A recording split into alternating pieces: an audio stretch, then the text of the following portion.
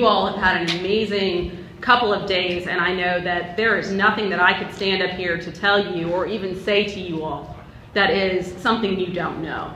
I do just want to take a moment just to tell you that I'm just truly honored to talk to you all today, to talk about some of the things that you all are experts in, because you all truly, truly drive the work that happens out in the community. And I appreciate that. So with that, I want to take a moment and I want to introduce you all to Claire. Claire is a single mom with 2 children. How cute, huh? Jacob, who is 2, and Abby, who I think looks more like an Ella, is 4. Claire just lost her job and she doesn't know where to go or what to do.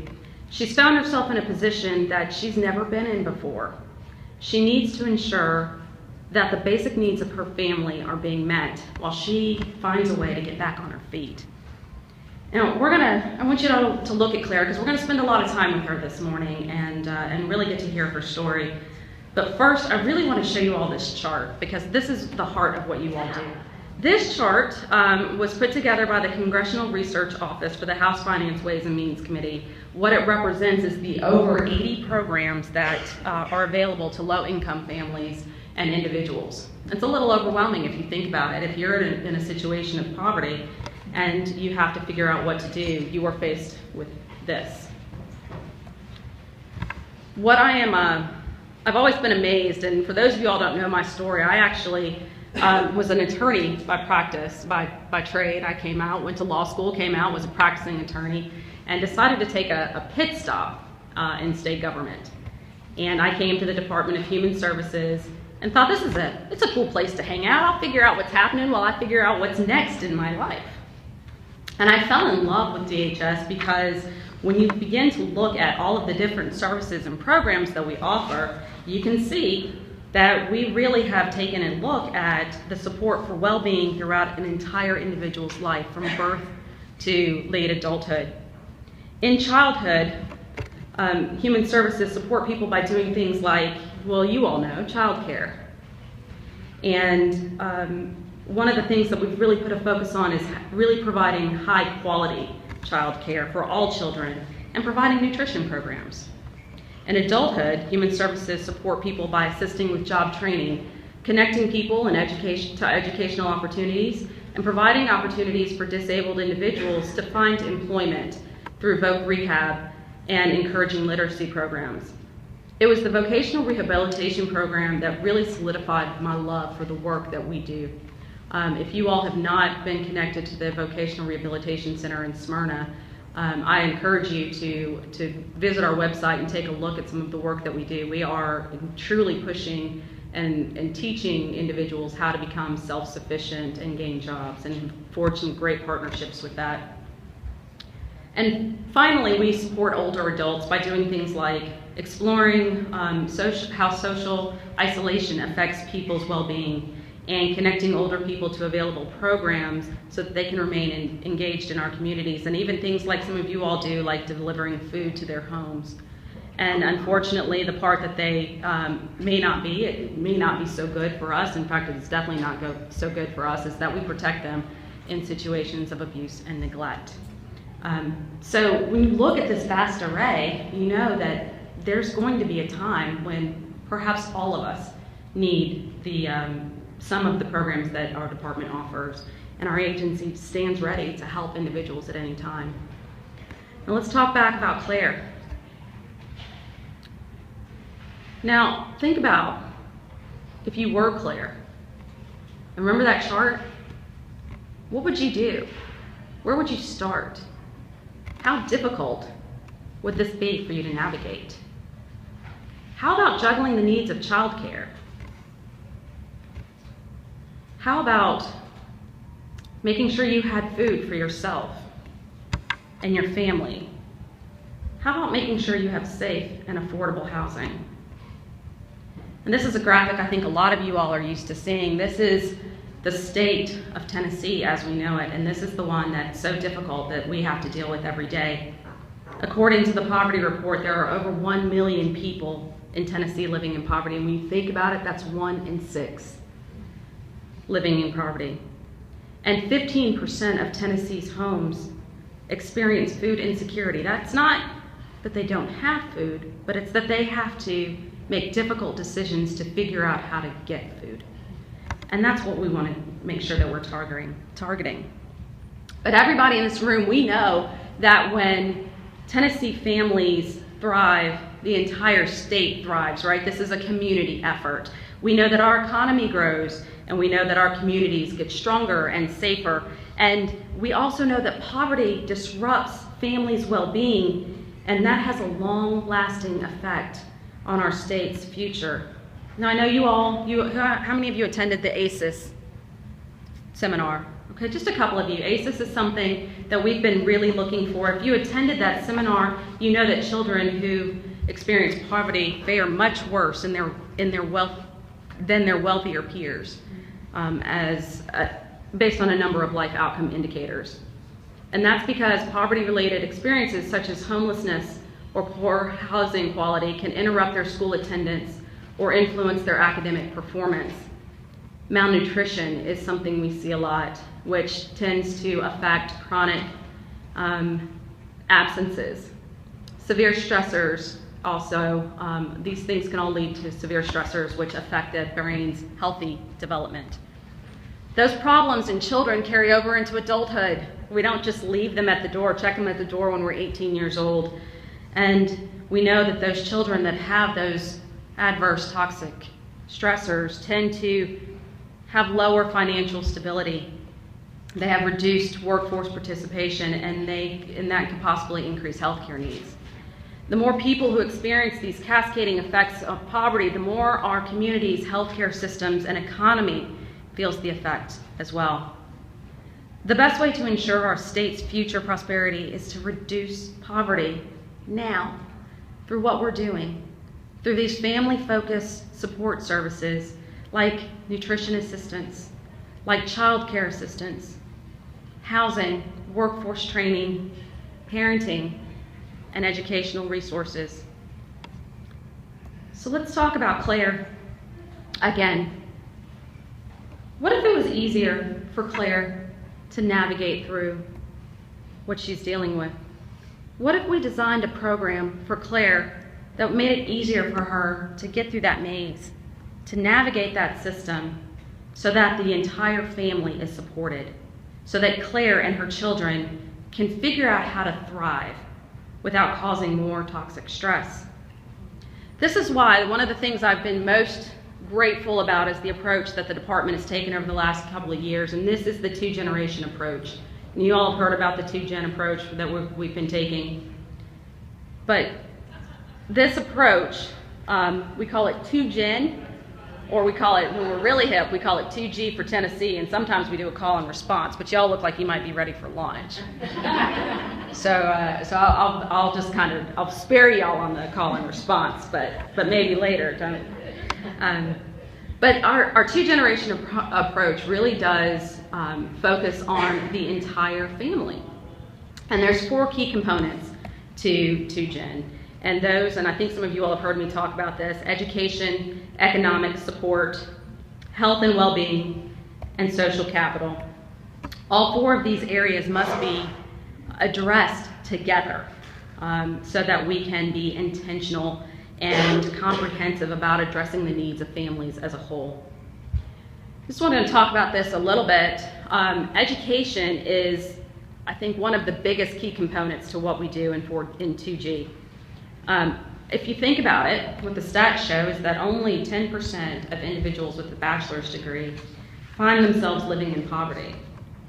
Compare that to more than 30% of individuals with a high school diploma or less. That poverty rate does not decrease until people have had at least some education beyond high school. What we found is that post-secondary education is increasingly important to obtain a job that offers strong family supporting wages, and students who are also parents find themselves with significant challenges to complete college. One of the things that we've really been proud of and continue to do is have a partnership with the Governor's Drive to 55. In 2013, I think some of you all may be familiar with this program, but in 2013, Governor Haslam launched the Drive to 55 initiative designed to increase the number of Tennesseans with a post-secondary degree or certificate to 55% by 2025. That's not that long away, so that's a pretty lofty goal. As a result, the Drive to 55 has established the Tennessee Promise program that provides high school graduates with last dollar scholarships to attend 2-year community college or technical college free of tuition and fees. Another Drive to 55 program, the Tennessee Reconnect and Tennessee Reconnect Plus, allows free technical college for adults and assistance for adults returning to college to complete unfinished degrees. Now, I think we all understand that removing the financial burdens is really important. It's a key component. However, I think what this program really has thrived upon is not just the financial component. The critical part of Tennessee Promise is the individual guidance each participant receives from a mentor who assists the students as they figure out how to navigate the college admissions process. This mentoring has helped students navigate the educational system and provide support when the process seems overwhelming. Do you all remember filling out those Pell Grant forms? Do they even have Pell Grants anymore? I mean, that just very well could have just sent me over the edge in and of itself. And to have someone you can help walk you through that has been really transformational. And there's one story that I remember hearing from a mentor, and he was talking about one of his students, and he said that he texted the student on his first day at college, and the student said, I'm really nervous. I don't think I can do this. It's overwhelming. And the text back from the mentor was, this is texting, because this is how you talk to millennials, right? Texting, and you said, you'll be fine. Go to work. I got you. You text me when you're done. And the kid gets up enough courage, and he comes back and he says, gets another text and says, I'm on campus. I'm really stressed out. I can't figure out where to go. I'm really trying to find the MWF building. And the guy, and he takes a picture of the class schedule and he texts it to his mentor. And the mentor texts back and he says, I don't know where the MWF building is. It wasn't there when I was there. Hold on, let me see what I can find out. And then he looks a little closer at the picture that he sent, and he found that the MWF was not necessarily the name of the building, but was Monday, Wednesday, Friday. And he immediately texted back and he said, I think you got this all wrong. Go into the James building and go on Monday, Wednesday, and Friday. And that story is so important because those are the things that we don't think of as stressors because they are innate to a lot of us. But having someone just to have that balance, to have that ear, is so helpful. I do want to say that student is now successfully enrolled in his 3rd year of college. So understanding the importance of education and support, DHS has partnered with SNAP, Families First, and Child Support Families to register over 5,000 high school students in the Tennessee Promise in 2016. So we're getting kids to post-secondary education. And this marks the 2nd year in a row that DHS has reached out to parents in the 12th grade to encourage them to apply for the program. One of the other initiatives I'm really excited about is the partnership with the Governor's Books from Birth Foundation. We help enroll children who are participants of our Child Care Certificate program in Books from Birth.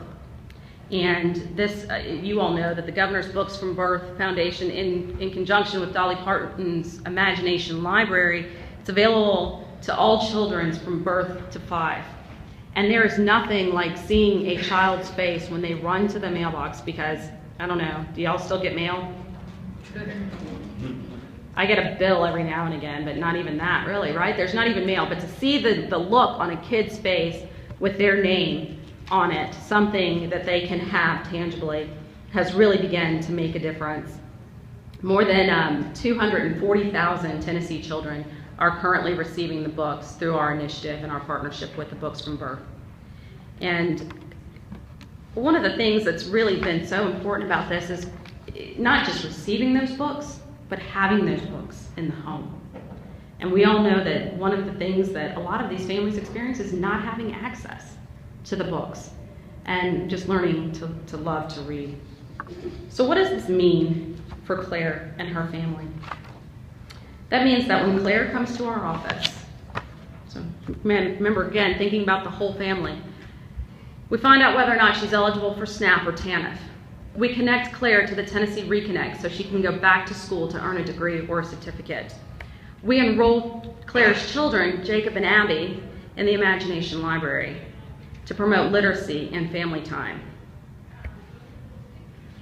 And when Claire's children are old enough, we can help enroll them in the Tennessee Promise so that they can work towards post-secondary degrees so that they can break that cycle. We also feel so strongly about poverty, about literacy. One of the things that I had the real pleasure of doing, like my first week, was to present a really big check. It's so big that I laughed, and you can literally only see the top of my eyebrows on this one because it represents a $30 million investment with the Department of Education's Read to Be Ready Summer Grant Program. And this partnership demonstrates a key example of how we can connect with partners through that two-generation grant. And for those of you all that don't know, their program is designed to support the state's youngest students in becoming lifelong readers and learners. It focuses on instructional programs that provide rich, authentic literacy opportunities for students in the first, second, and third grade. And this is when developing the love of reading becomes so important. And these kids are typically, the target of this program is to focus on those children who are not yet proficient in reading and writing and who live in low-income areas, especially those in rural Tennessee, which we find get often left out. And one of the main goals of this program is to really prevent that brain drain we all know that kids get during summer. My kids are experiencing it right now during spring break. But through to Read to Be Ready, the state has set a goal of 75% of third grade students reading on grade level by 2025. 2025 starting to ring a bell. That's a magic year. I can't wait for 2025. And basically what that would represent is a 43% increase that we've heard from the most recent data. Now this $30 million doesn't just represent money. What it does is it represents students. Last year, the Read to Be Ready program serviced 600 students. This year, we'll be able to serve 10,000 students. Last year, we had sites, 20 sites. This year, we'll have 350 sites. And we've also had the opportunity to train the educators, increasing that from 140 to 2,000. So we're really excited about education. The second component of 2Gen is economic supports. This can be made available with public resources as well as nonprofits, which a lot of you are, and private resources. These supports provide an important foundation for parents as they pursue skill building and education that lead to better jobs and long-term financial stability. What does that include? It includes housing, transportation, child care subsidies, and food assistance. One of the programs I wanted to talk to you about today was the Smart Steps program. So have you all heard of this? Yeah? It's a child care payment assistance. It's a little different than I think what some of you all have heard of before, but basically it provides support to that whole family by offering financial child care assistance to parents who are working on post-secondary educational goals while also promoting learning and development for children. It's available for low-income eligible working parents and parents pursuing post-secondary education goals for children that have children from 6 weeks to 5 years old. And again, that's that magic age where we can capture them and really begin to develop their brains. The difference here is that families who participate in Smart Steps are required to pay a copay, as we call it, based on that sliding income scale. And right now, they can choose from over 2,400 licensed child care facilities across the state. Now, it is first come, first serve, and we now have the ability to serve almost 5,000 different sites. So for Claire's family, Smart Steps could be a game changer. Claire can use Tennessee Reconnect, we spoke about earlier, to go back to school to finish her degree, and Jacob and Abby can attend quality licensed child care facilities. So the third component of 2Gen is health and well-being. Physical health and well-being have a major impact on a family's ability to thrive. As we know, childhood trauma, which I spoke about earlier, has lasting health and social consequences Similarly, a connection to one's neighborhood and community are important social determinants of health. One of the partnerships that we've forged is that with Agape, and I know that someone from Agape was here. But this has really, this partnership has really transformed the way that we serve. Agape is a child and family services, faith-based nonprofit in Memphis, and they really utilize this 2-gen approach to serve children and parents in an effort to provide support, permanency, and sustainability within the family unit and the community. Throughout the partnership, families will receive holistic wraparound services from Agape and over 100 collaborative partners like yourself in under-resourced communities and schools. Now, what is most important about this program is that Agape is in the community. They've set themselves up in the community, they stay in the community, they become staples, they become trusted partners, and they really began to see transformation. Some of the services that will be focused on with this partnership are early childhood education, post-secondary education, workforce readiness, health, economic literacy, and more. The community in Memphis has rallied behind this partnership, including a lot of leaderships like law enforcement, DAs, school superintendents, parents, children, elementary schools, the list goes on and on. We have a legislator who did say that they want to be able to go out there and visit, and so we're heading up there next week. And so the support really has continued to grow. The fourth and final component of 2Gen is social capital. And now a lot of people ask me, why in the world social capital? What in the world does that have to do with human services? And we talked about it. Social capital is peer support. It's that contact with family, friends, and neighbors, participation in community and faith-based organizations, school and workplace contacts, leadership and empowerment programs, use of case managers or career coaches, and mental health services. Such support can be a powerful component in programs that help move families beyond poverty.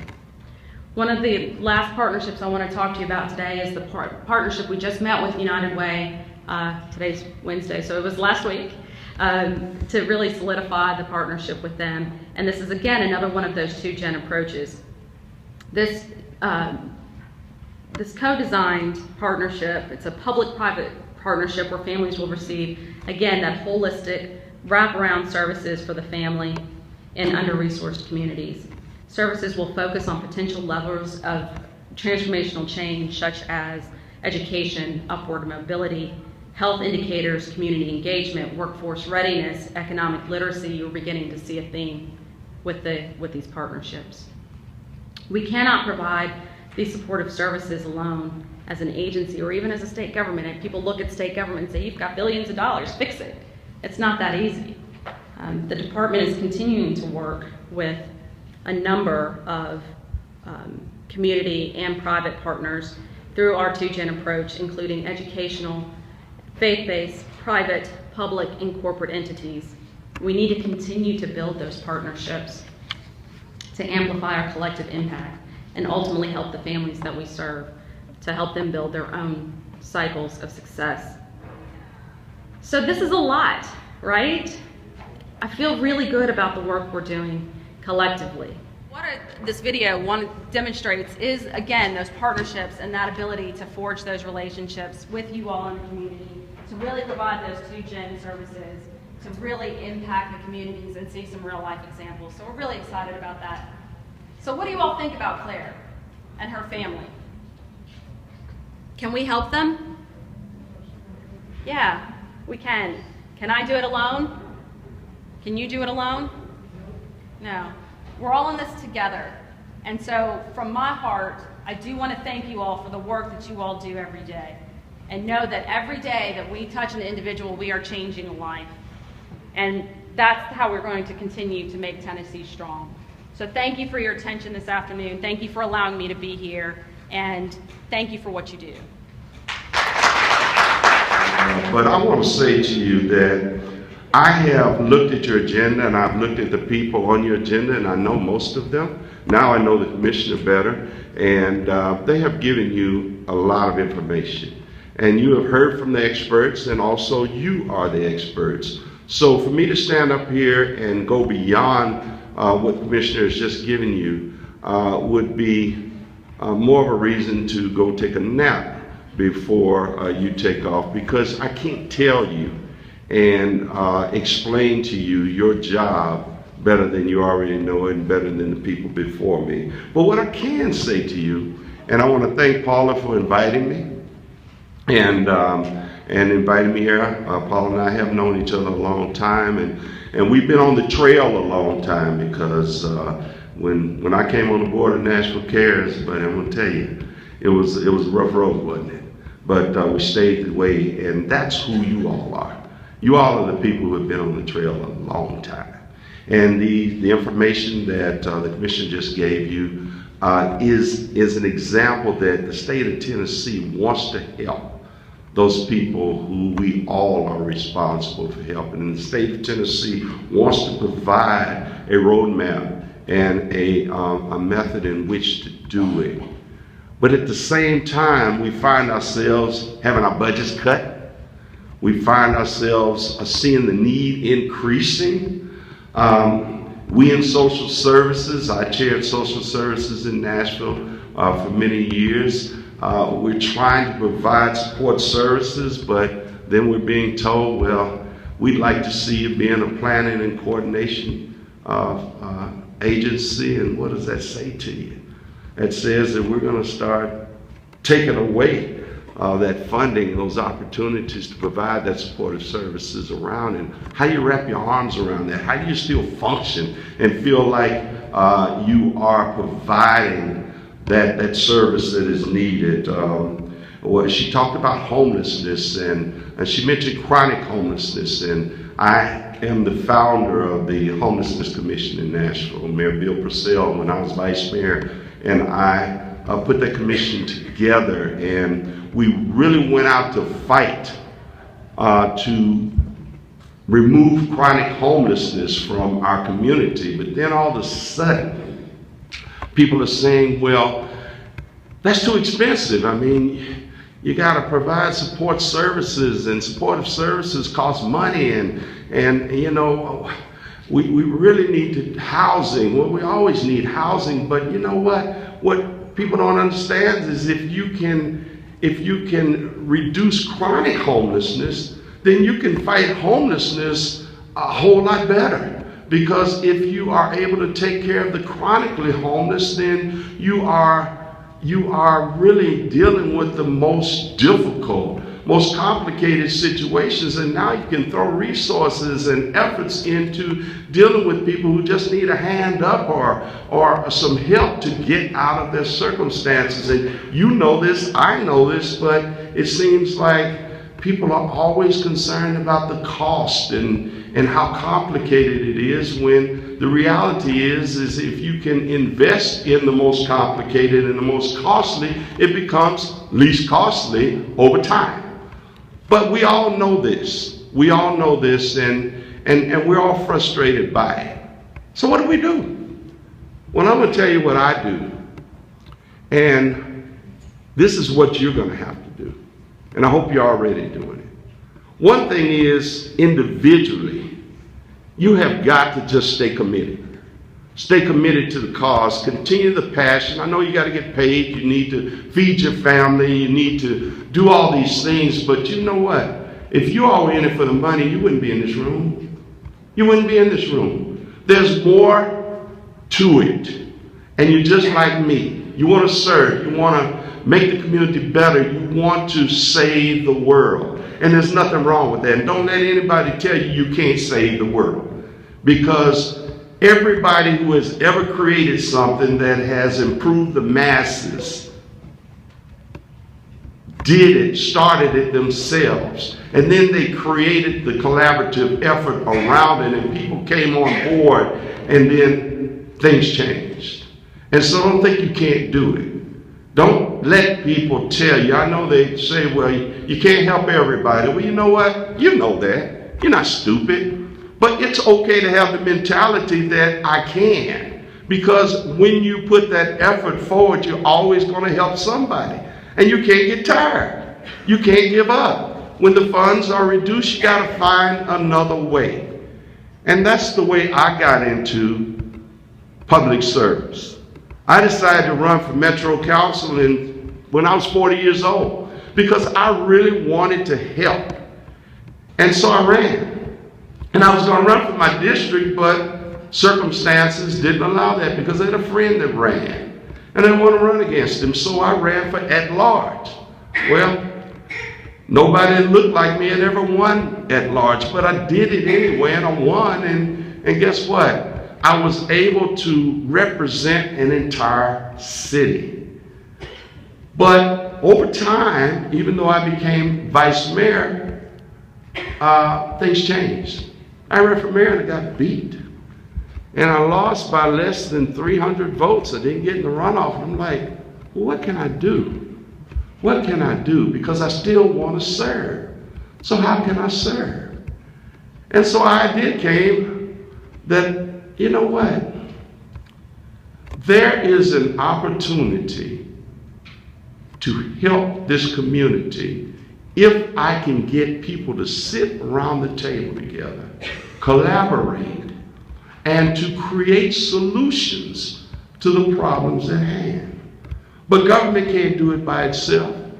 The private sector can't do it by itself. How could I get groups around the table to create solutions? And I looked at the most unlikely place in the world, and that was the Chamber of Commerce. Now, can you see the Chamber of Commerce dealing with poverty, homelessness? No. But the Chamber of Commerce allowed me to come in. And that's what I'm saying, y'all. You have to use whatever you have. And then all of a sudden, I'm sitting within 3,000 businesses. And we started discussions around poverty, around homelessness. We used public-private partnerships. And at the Chamber of Commerce, in the Public Benefit Foundation, we created Nashville's poverty plan. Right there at the Chamber of Commerce, the most unlikely place in the world.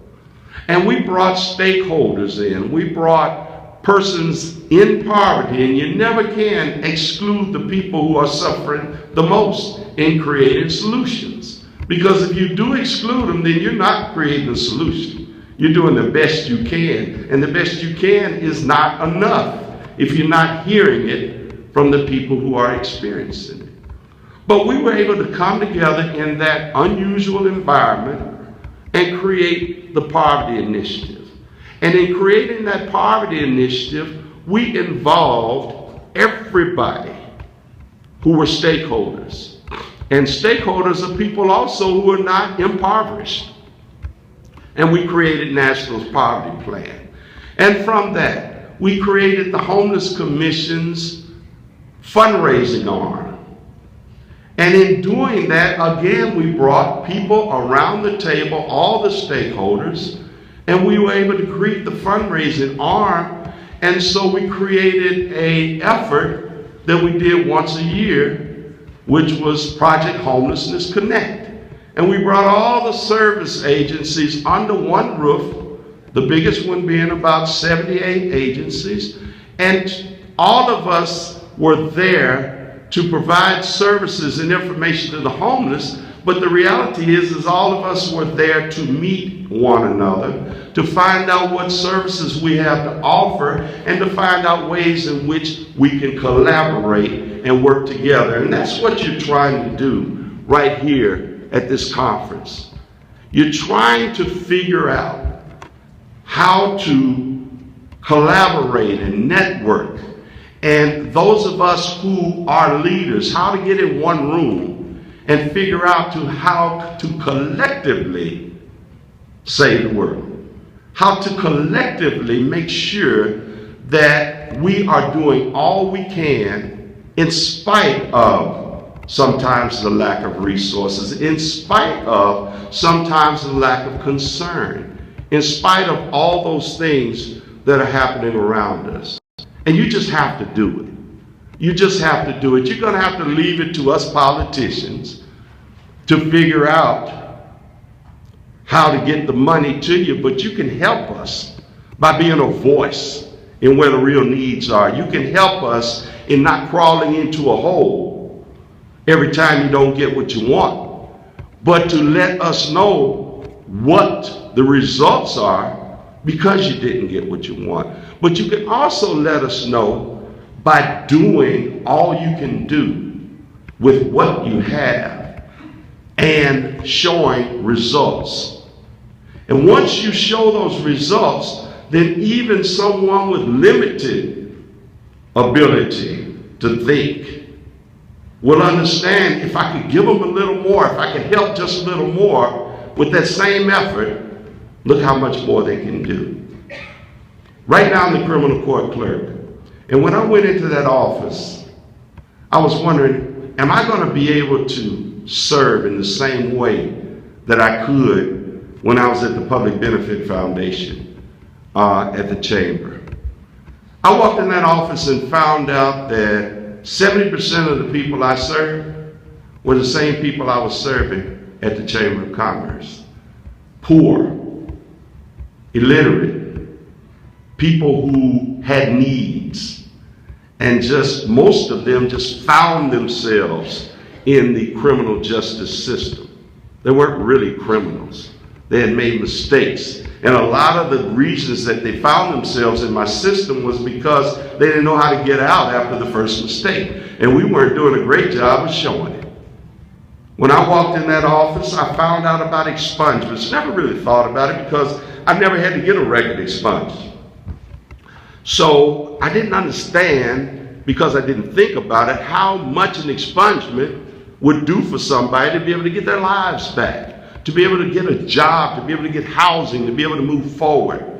And I looked at our records and found out we were averaging 7,000 expungements a year. Then I looked at the other records and found out that the judges, and we have 18 judges, were waiving about $900,000 in fees a year. But 70% of our clients were poor. So I said, wow, what would happen within the same budget, you all? What would happen if we started informing the public about expungements? If we started telling them that they had the right by law, but also the ability to get a record expunged without having to pay for it? What if we get intentional about that? So we started doing it under the same budget. And we were able to go out into the community to give information about expungements the same way we did with National Cares. When AIDS was taking over certain populations, we started giving out information. We started sharing information. We didn't have much of a budget either, but we started sharing it, and what happened? It changed. Well, what happened in my office is this last budget year, we looked at the numbers and we've gone from 7,000 expungements a year to 30,000 expungements a year. Now, this is going to be a figure that's going to bother you, and I'm giving you this information because I'm going to close it out where it really makes a point. We also said that they had waived $900,000 in fees annually. Well, we're waiving about $9 million in fees annually now. You're saying, well, that's not a good revenue producer. That doesn't sound too good. But let me tell you what's out there. I bill $44 million a year to the 70% of people who can't pay. And I probably collect about $12 million a year. But I'm working that other $30 million every day to try to collect. And it doesn't make sense. So if a person can't pay, if a judge waives it, then they're gone, they're out of the system, and I can expunge their records. And so that $30 million that I'm not collecting anyway, if we're waiving 10 million of it, it's not hurting my process. But I still need to look at ways within my budget that I might be able to create some more revenue, but also help people.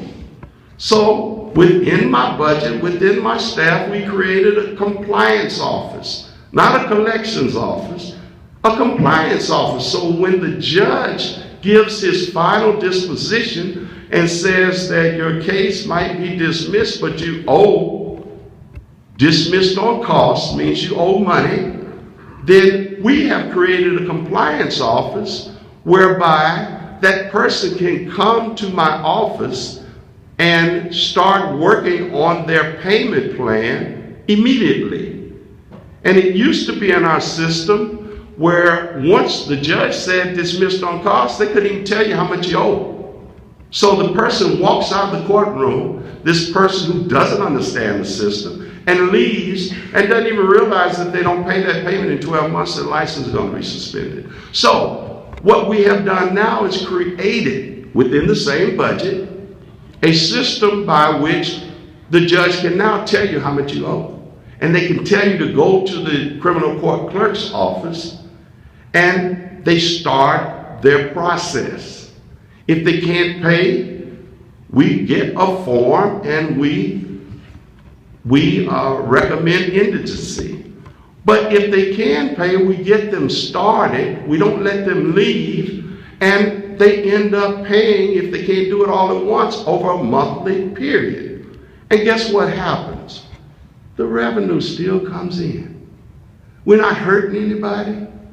We're not having to go out and chase those that can't pay. It just kind of changed the dynamics of what we do.